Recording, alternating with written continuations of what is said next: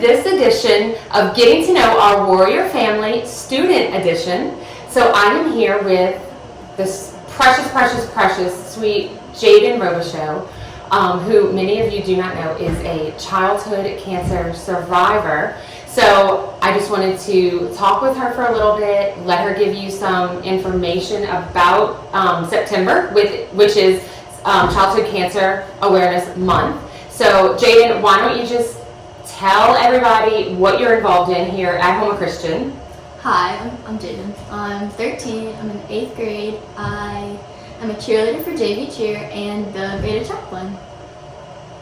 Awesome. Okay, so as I said, this month, September, we really try to put an emphasis on childhood cancer awareness. So, Jadyn, why don't you tell us what age you were diagnosed?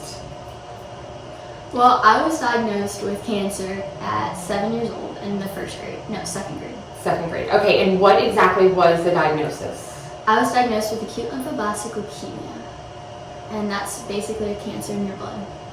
Okay, cancer of the blood. Okay, so do you remember when you were told, which you said that you were told by? A child life. A child life, okay. And that's somebody that's kind of assigned to a patient. They're kind of like your friend. Yeah. They play with you when you're sick and stuff like that. Yeah.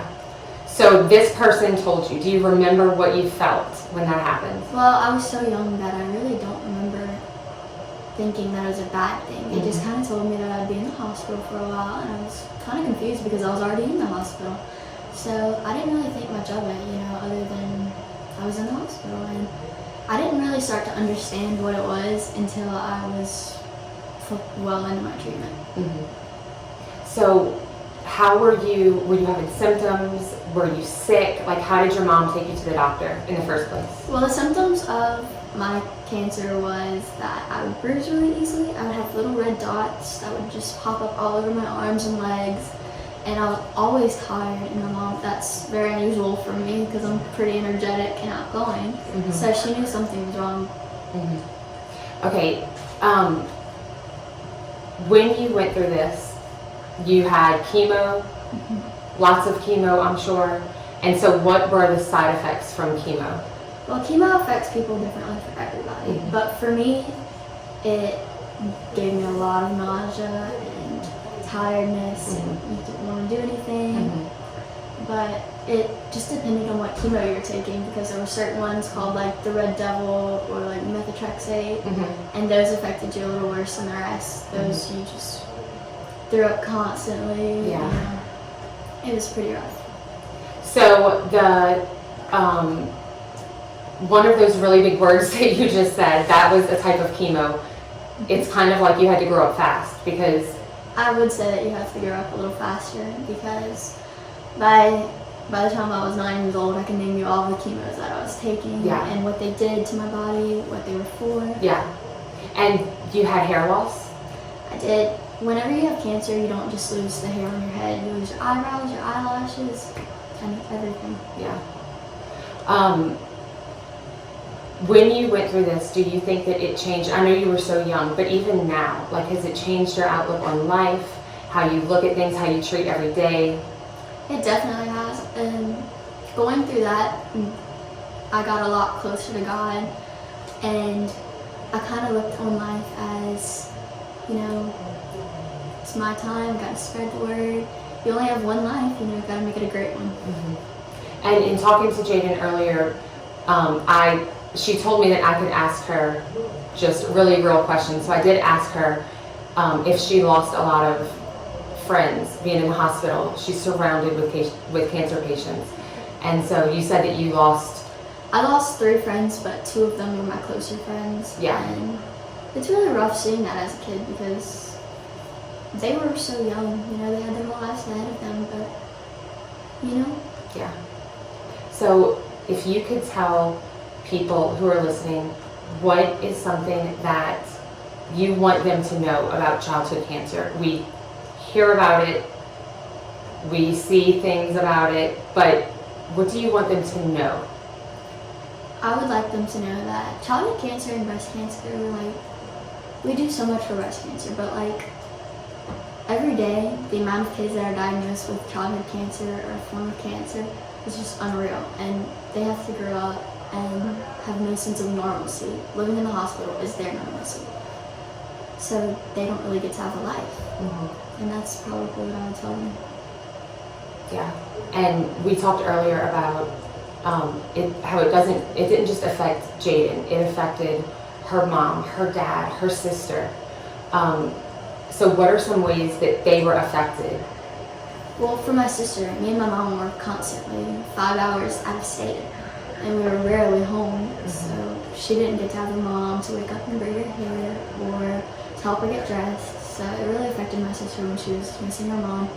Or my mom and dad, medical bills and stress. It just caused a lot of stress. So with what we're going through right now, like with Corona, is that an instant, like the second that your family heard about it, it's like they were terrified? It was kind of like put your guard up. Yeah. Yeah, because your immune system is compromised. Exactly. Right?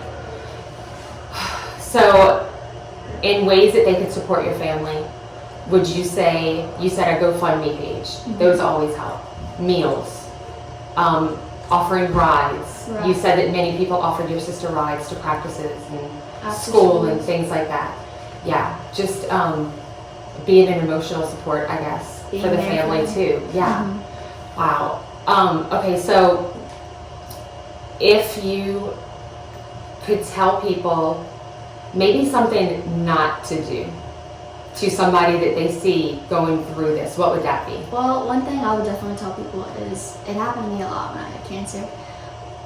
I would tell parents to tell their kids about why little kids are bald or why they have to wear masks other than Corona.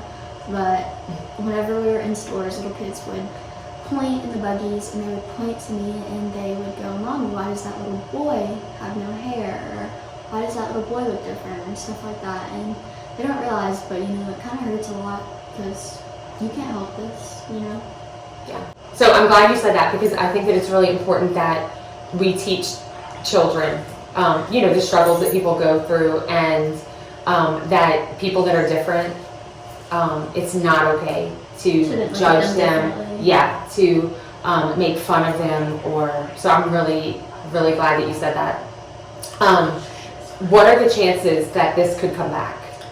Well, during chemo, I was high risk of relapse, which means that there's a chance that it could come back. But now that I'm in remission, my doctor has told me that there's a very low chance that it will come back. So, praise the Lord. Yeah, awesome. Okay.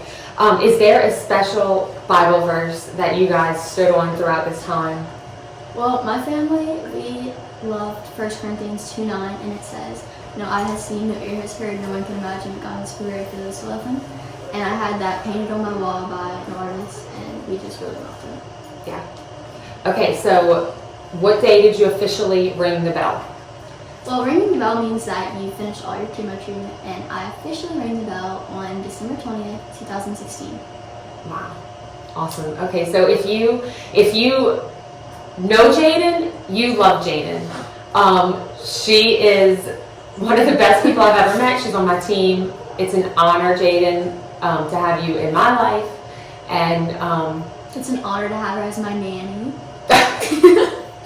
I love you, and I just think you're one of the greatest miracles ever that I've met. So thank you for doing this.